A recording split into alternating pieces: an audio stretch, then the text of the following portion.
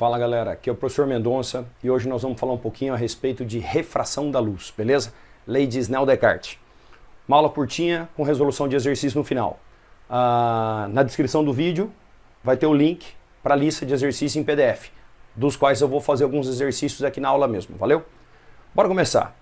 A ideia da refração da luz, é quando a luz passa de um meio para o outro com mudança de velocidade, certo? Passou do ar para a água, passou do ar para o vidro, do vidro para a água, ela muda a velocidade. Lembra, velocidade muda, comprimento de onda muda e frequência não muda. Frequência tem a ver com a cor dela, então a frequência não muda, beleza?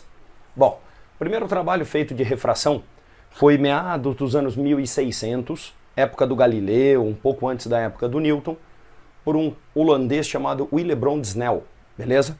Esse trabalho do Snell ele foi aperfeiçoado depois pelo René Descartes, e aí a gente conhece essa lei hoje como lei de Snell-Descartes, beleza? O Snell-Descartes, depende da pronúncia. Bom, vamos lá. Nós temos um esqueminha aqui de refração, ar e água. Quando a luz passa do ar para a água, ela sofre esse desvio. Nem sempre ela sofre esse desvio.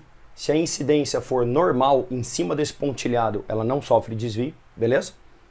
E quando ela passa, por exemplo, do vidro para o ar, esse desvio é ao contrário, tá? Então, do vidro para o ar, ela está vindo com um certo ângulo de incidência e o ângulo de refração ele acaba aumentando, beleza? Puxar um pouquinho mais próximo aqui que o fiozinho do microfone está esticando. Legal. Então, lá meados dos anos 1600, o holandês, o Snell, ele montou uma experiênciazinha e foi medindo esses ângulos, o I, o R, I e R, e chegou numa relação entre esses ângulos. Ele percebeu que o seno do ângulo de incidência dividido pelo seno do ângulo de refração sempre dava um valor constante para determinado meio, certo? Eu vou fazer uma experiênciazinha aqui, eu vou trocar de tela aqui para você, ó, quer ver? Aí. Vou montar essa experiênciazinha, então a gente tem aqui um semicilindro de acrílico e um transferidorzão grande desse daqui. O que nós vamos fazer é provar aquela relaçãozinha do Snell, beleza? Então vamos lá, vou pegar o laser ali, vou dar uma pausadinha e vou pegar o laser. Ó, o laserzinho está pronto. Então o que a gente vai fazer é o seguinte, eu mando o laser aqui, ó, incido ali nessa peça de acrílico e aqui a gente tem o raio refletido, que não nos interessa, e o raio refratado, esse nos interessa, perfeito? Isso daqui é um segundo raio refratado que aconteceu depois de refletir dentro da peça, também não nos interessa. Então os dois únicos raios, esse que é o incidente e esse que é o refratado. E a gente vai mostrar então como é que funciona a lei de Snell, lei de Snell-Descartes. Eu vou fazer o seguinte, eu vou incidir primeiro com 30 graus. 60 graus, que vai ser aqui, ó. Essa é a primeira incidência.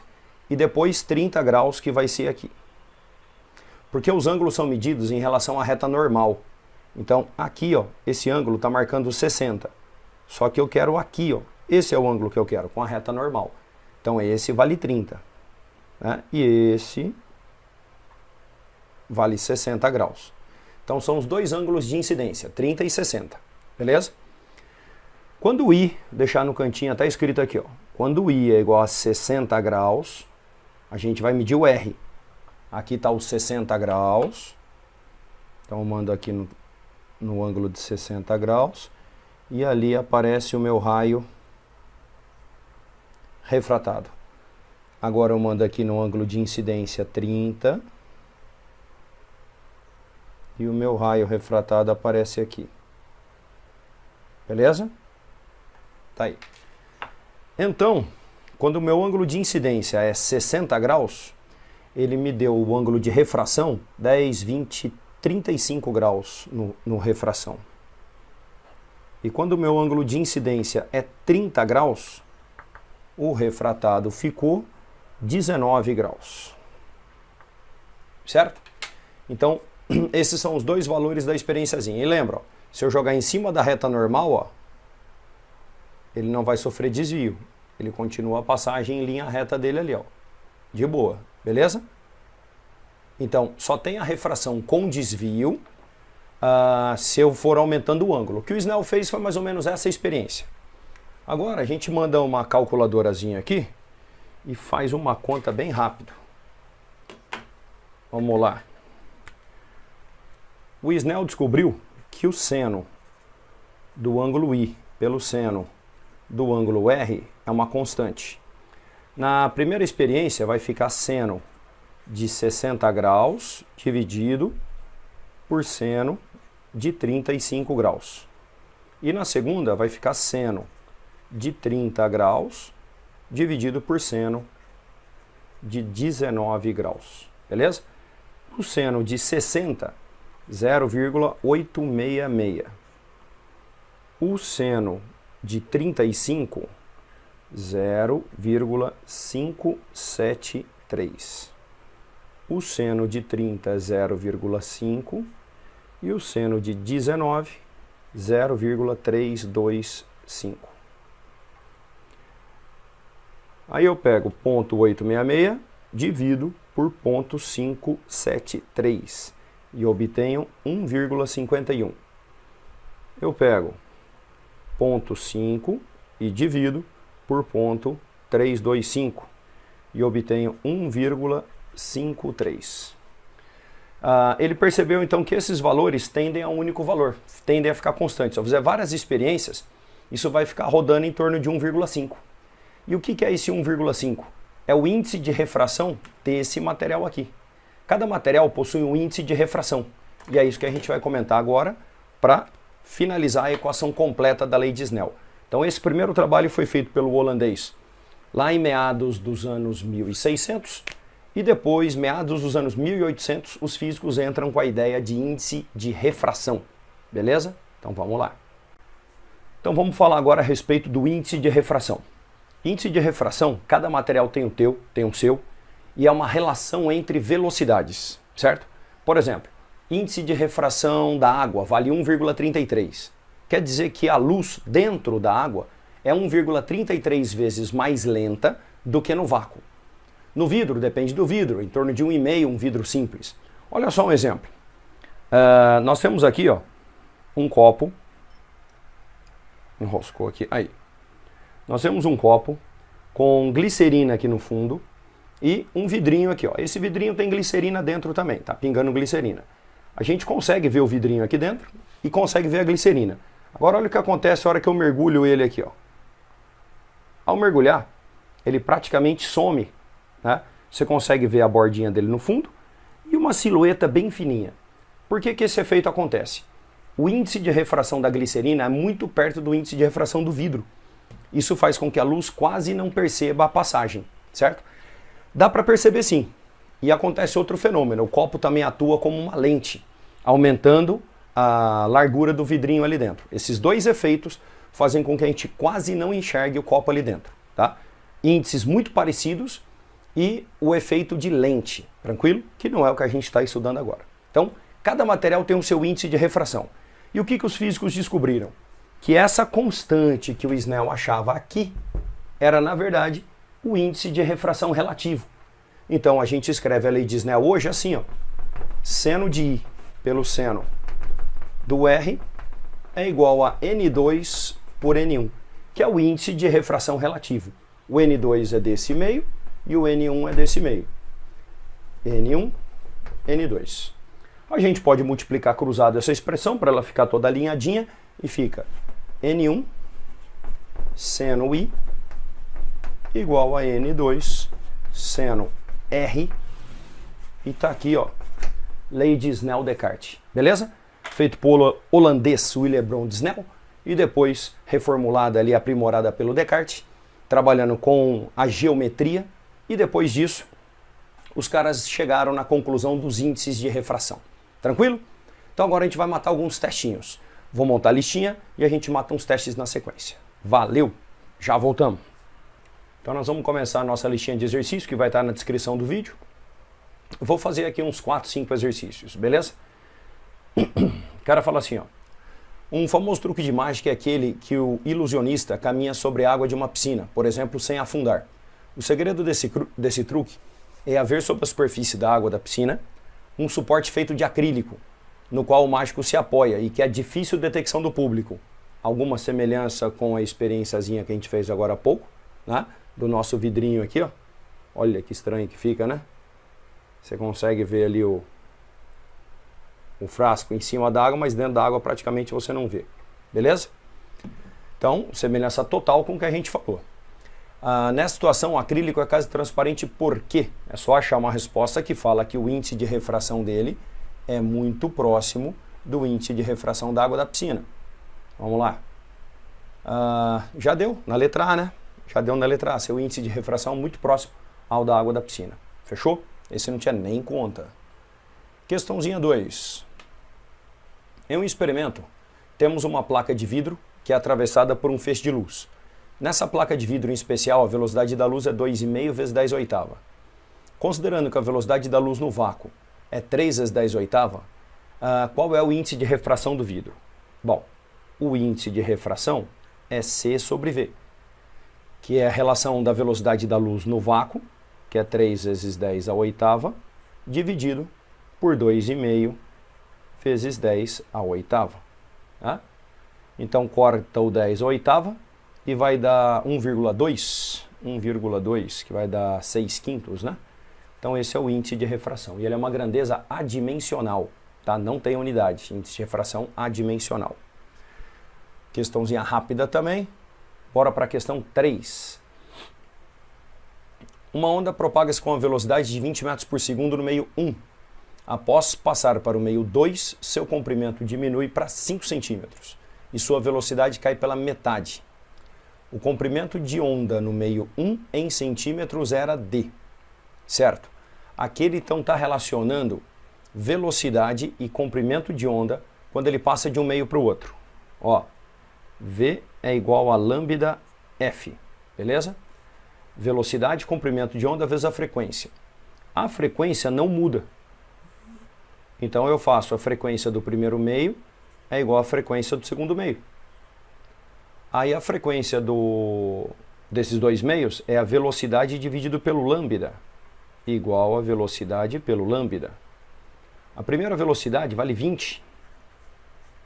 E o primeiro comprimento de onda, não sei, lambda 1. Segundo meio agora, o comprimento vai para 5, então agora a gente tem o comprimento 5, e a velocidade cai pela metade, então a velocidade agora é 10. Aí ele quer saber quanto que vale esse lambda. Tranquilão, eu corto aqui e vai dar 2, tiro daqui que 2 lambda igual a 20, e tiro que o lambda 1 é 10 centímetros. Beleza? Então lembrando, comentei no comecinho da aula, que na refração muda lambda, muda velocidade, mas não muda frequência. Tranquilo? Aproveitar a folhinha do outro lado aqui. Então agora nós vamos fazer a questãozinha 5. O cara fala assim, ó, um raio de luz incide na parte curva de um cilindro de plástico de seção semicircular, formando um ângulo θi. O raio emerge formando o ângulo θr com o mesmo eixo. Um estudante fez medidas do ângulo θr em função de θi, e o resultado está mostrado no gráfico abaixo aí, e ele quer o índice de refração do plástico. Ó, bem parecido com o experimentinho que eu fiz também, e aí eu vou ter que usar com certeza lei de Snell-Descartes. N1 seno I, N2 seno R. O raio está entrando pelo plástico, então o N1 é o que eu quero. Tá? O N2 vai ser o ar, é 1, ele está saindo pelo ar. Agora eu tenho que tomar cuidado com o seguinte, se eu olhar na tabela, eu tenho que pegar ângulos que são conhecidos, porque se eu não pegar um ângulo conhecido, eu não vou conseguir tirar o seno. Por exemplo, se eu pegar aqui 30 graus, a bolinha vai dar perto do 15, e eu não sei seno de 15. Então eu tenho que pegar uma bolinha que tenha dois ângulos que eu sei o seno. Eu acho que essa bolinha aqui vai matar pau, ó, essa última. Então o θr é 90 e o θi é 30. É um caso chamado ângulo limite, mas a lei de Snell é válida do mesmo jeito. Então vai ficar seno de 30 e aqui vai ficar seno de 90 graus. né? O ângulo de incidência vai dar 30 graus e o ângulo de refração vai dar 90. Então ficou N1 vezes meio igual a 1 vezes 1. Então o índice de refração desse plástico vai dar 2. Tranquilo? É o índice de refração do plástico, bem parecido com a questãozinha que a gente acabou de fazer. Vamos lá. Questãozinha 6. Uma moeda está dentro do fundo de uma caixa d'água cilíndrica de 0,86 de altura e 1 metro de diâmetro, totalmente preenchida com água como está esquematizado na figura. Vamos dar uma olhadinha na figura. Tá aqui. Certo. Se o feixe de laser incidir numa direção que passa pela borda da caixa, fazendo um ângulo θ com a vertical, ele só poderá iluminar a moeda se. Ele está querendo saber o ângulo θ. E ele me deu ali embaixo, ó, o índice de refração da água e me deu vários senos e cossenos. Muito bom, a gente vai ter que usar isso daqui. O desenho está aqui, ó. Tá? Índice 1, índice igual a 1,4. Tá aqui. Aí nós temos aqui uma reta normal. O raio está entrando aqui e está acertando a moeda que está aqui, ó. Beleza? Esse é o ângulo θi que eu quero. Bom, vamos pensar no seguinte.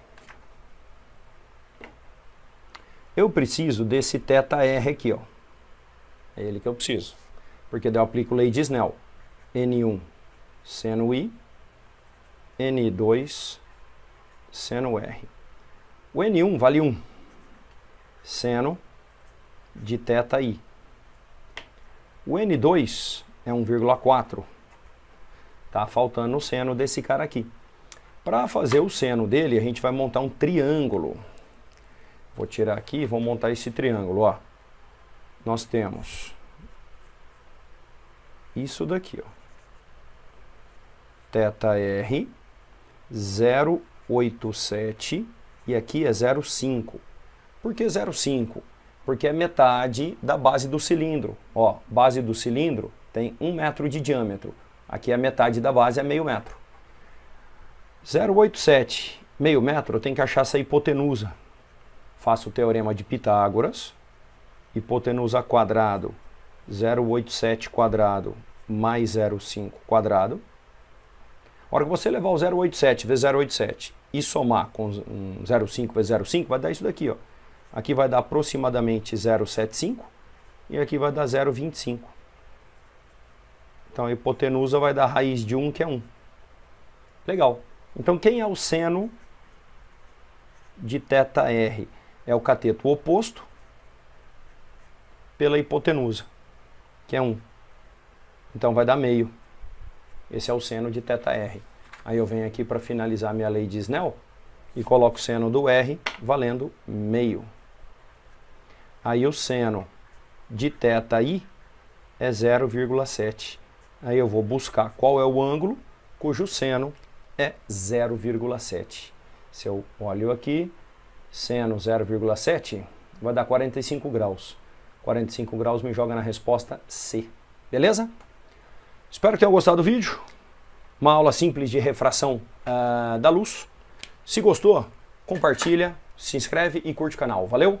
Um abraço, eu sou o Mendonça.